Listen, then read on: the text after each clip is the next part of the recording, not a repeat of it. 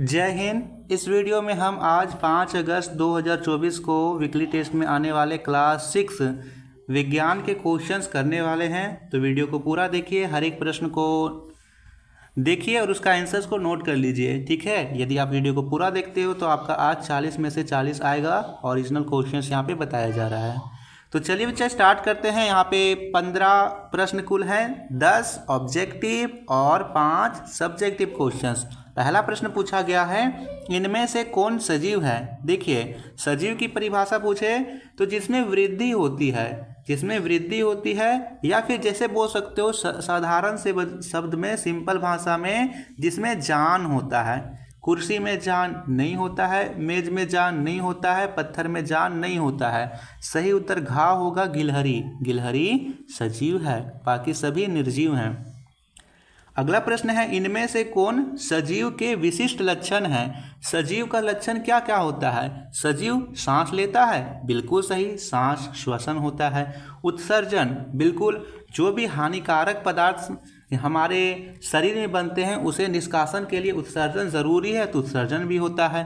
प्रजनन, अपने जैसे समान जीवों को जन्म देना प्रजनन कहलाता है, तो प्रजनन भी जरूरी है। जब ये तीनों विकल्प सही हो रहे हैं तो यहाँ पर हम सीधा चलेंगे विकल्प घ की ओर, ये सभी।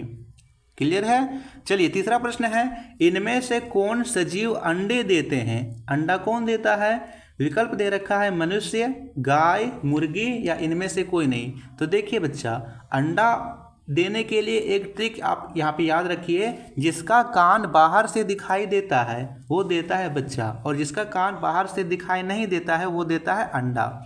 जैसे सांप हो गया, इसका कान दिखाई देता है क्या, नहीं दिखाई देता है, तो अंडा देगा। मुर्गी, बतख, ठीक है, ये सभी अंडे देते हैं। यहाँ पर हमारे विकल्प में दे रखा है गा, मुर्गी, मुर्गी होगा। प्रत्येक सजीव को अपने अस्तित्व और वृद्धि के लिए ऊर्जा की आवश्यकता होती है, जो उन्हें किससे प्राप्त होती है। भोजन से, दौड़ने से, नहाने से, सोने से। तो उन्हें हमें ऊर्जा कहाँ से मिलती है। मान लीजिए कि हम बहुत थक जाते हैं, या फिर हम सुबह सुबह उठ करके कुछ नहीं खाएं, ना दौड़े, ना नहाए, ना सोने। दौड़ने से तो ऊर्जा थोड़ा सा ऊर्जा में यहाँ पे खपत होती है। नहाने से भी ऊर्जा नहीं मिलती है, सोने से भी ऊर्जा नहीं मिलती है, भोजन से ऊर्जा मिलती है, ठीक है। सही उत्तर होगा का, भोजन से। अगला प्रश्न दे रखा है, इनमें से कौन उत्सर्जन का एक उदाहरण है। देखिए यहाँ पर ये प्रश्न थोड़ा सा अलग दे रखा है। उत्सर्जन का उदाहरण यहाँ पे दे रखा है और थोड़ा सा ऑप्शन गलत दे रखा है। गोंद, रबड़, रोल, रेजिन या इनमें से कोई नहीं। तो इस प्रश्न में आप थोड़ा सा यहाँ पे डी में चले जाएंगे, इनमें से कोई नहीं। चलिए अगला दे रखा है, खाली स्थान को भरिए। छठा कह देता है, पेड़ पौधे में वृद्धि होती है। पेड़ पौधे में वृद्धि कब तक होती है। आप किसी भी पेड़ में देखो तो उसका सबसे ऊपर का जो फुनगी होता है उसमें हमेशा नए पत्ते खिलते रहते हैं, तो उसमें जीवन पर्यंत वृद्धि होती है। सही उत्तर यहाँ पर पहले को आप घेरा लगाएंगे और इसी को यहाँ पर भर दीजिएगा, जीवन पर्यंत। क्लियर है। जंतुओं में वृद्धि होती है। जंतुओं में कब तक वृद्धि होती है जी, तो जंतुओं में एक निश्चित आयु तक ही वृद्धि होती है, उसके बाद फिर वो बूढ़ा होने लगता है। तो सही उत्तर होगा इसमें एक निश्चित आयु तक। पेड़ पौधे मुख्यतः अपनी द्वारा श्वसन क्रिया करते हैं। तो पेड़ पौधे श्वसन क्रिया कहाँ से करते हैं, तो पेड़ पौधे श्वसन क्रिया पत्तियों द्वारा करते हैं। यहाँ पे सही उत्तर होगा पत्तियों।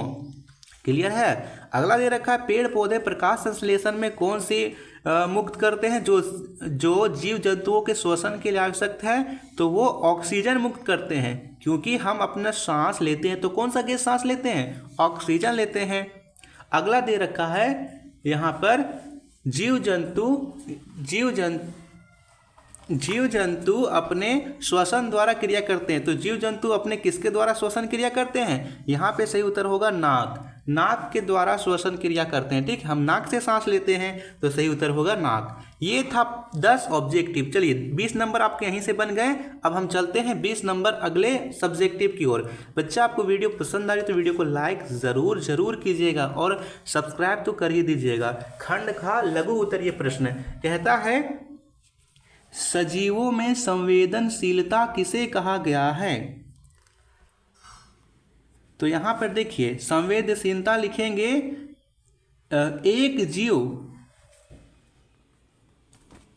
जीव संवेदनशील है, वो सामान्य रूप से कार्य कैसे करता है विशिष्ट मामलों में, ठीक है। इस प्रकार से यहाँ पर इसका आंसर लिखना है, या फिर आप यहाँ पर लिख सकते हो, एक सेकेंड रुकिएगा, मैं यहाँ पे आपको बोल के बता दे रहा हूँ, आप यहाँ पर नोट कर लीजिएगा, ठीक है। सजीवों में संवेदनशीलता किसे कहा गया है? तो देखिए यहाँ पे लिखेंगे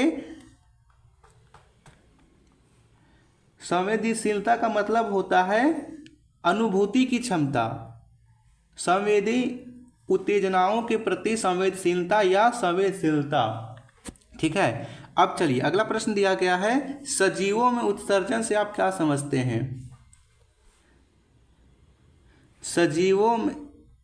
सजीवों में उत्सर्जन से आप क्या समझते हैं?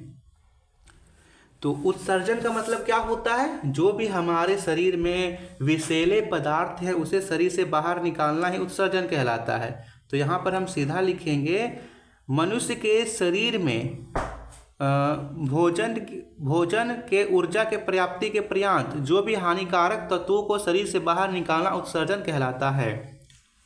जीवों का परिवेश से आप क्या समझते हैं? तो यहाँ पर लिखेंगे जीवों का परिवेश यानी उसके वातावरण, आसपास का वेश जिसमें सभी मिलकर रहते हैं, जीवों का परिवेश कहलाता है। सजीवों के आवास या वास स्थान से आप क्या समझते हैं? तो यहाँ पर लिखेंगे सजीवों के आवास या आवास स्थान। सजीव जिस मूल रूप से अपने आवास में रहते हैं उसे वास स्थान कहलाता है या फिर सजीवों का वास स्थान कहलाता है। किसी वास स्थल के जैव घटक से आप क्या समझते हैं?